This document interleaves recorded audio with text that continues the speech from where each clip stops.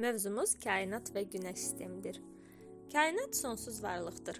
Çoxlu sayda səma cisimlərindən təşkil olunmuşdur.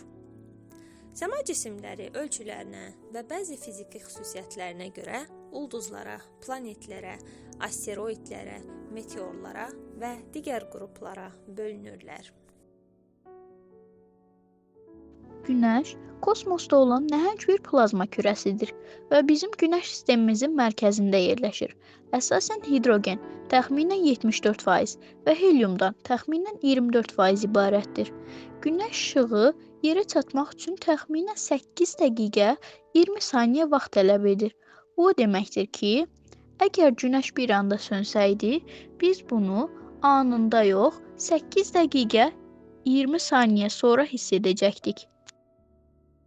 Planetlər Yunancadan gəzişmək mənasını ifadə edir. Onlar ulduzların şüaları ilə işıqlanan soyuq səma cisimləridir. Planetlər iki yerə bölünür: daxili və xarici planetlər.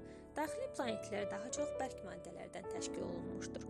Onlar Merkuri, Venera, Yer və Mars planetləridir.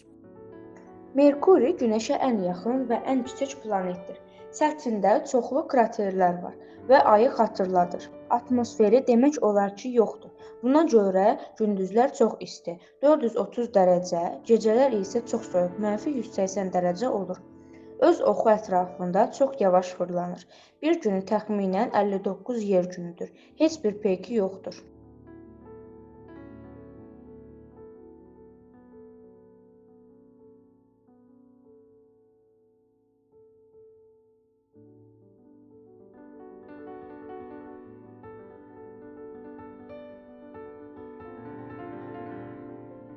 Venera Günəşə yaxın ikinci planetdir və ölçüsünə görə Yerə ən çox bənzəyən planetdir. Amma atmosferi çox sıxdır və əsasən karbon qazından ibarətdir. Bu da güclü istixana effekti yaradır. Səthinin istiliyi 465 dərəcədir. Üzəri buludlarla örtülüdür və çoxlu turşulu yağışlar yığılır. Öz oxu ətrafında yavaş və tərs fırlanır. Peyki yoxdur.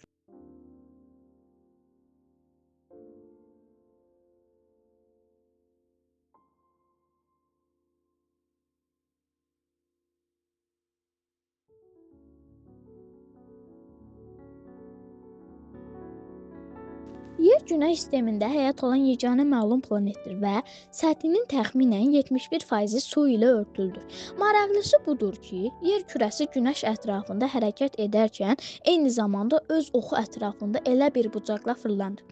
Təxminən 23.5 dərəcədir. Bu da fəsillərin yaranmasına səbəb olur. Yerin nüvəsi o qədər istidir ki, Günəşin səthindən belə daha isti ola bilər. Təxminən 5400 dərəcə.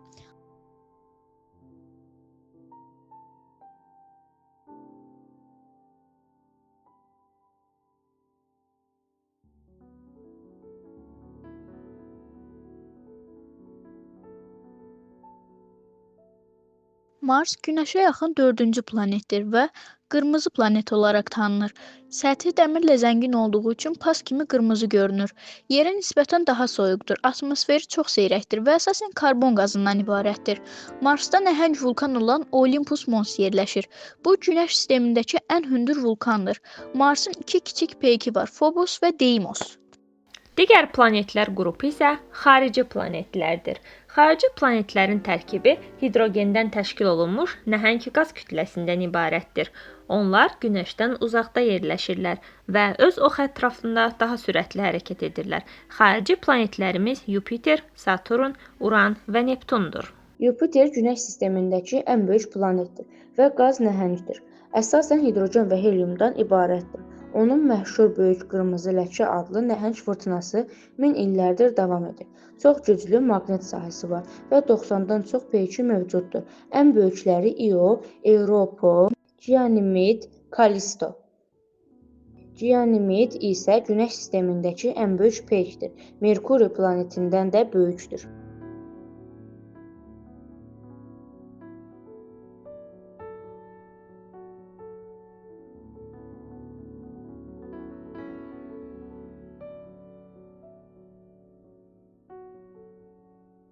Saturn Günəş sistemindəki ən böyük ikinci planetdir və öz əlvan halqaları ilə tanınır. Bu halqalar əsasən helium və hidrogen qazından ibarətdir.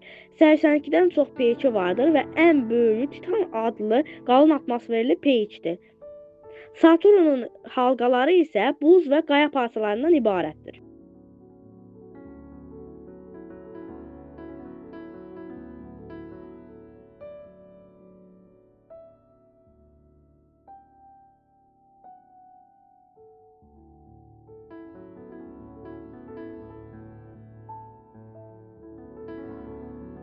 Uran Günəşə görə 7-ci planetdir və çoxlu metan qazı olduğu üçün mavi yaşıl rəngdə görünür. O, yan tərəfi ilə fırlanan yeganə planetdir. Demək olar ki, üfüqi şəkildə öz oxu ətrafında dövr edir. Qazı nəhəngdir. 27 məlum peyki və zəif halqaları var. Günəş sistemində ən soyuq planetdir. Temperaturu -224 dərəcəyə çata bilər.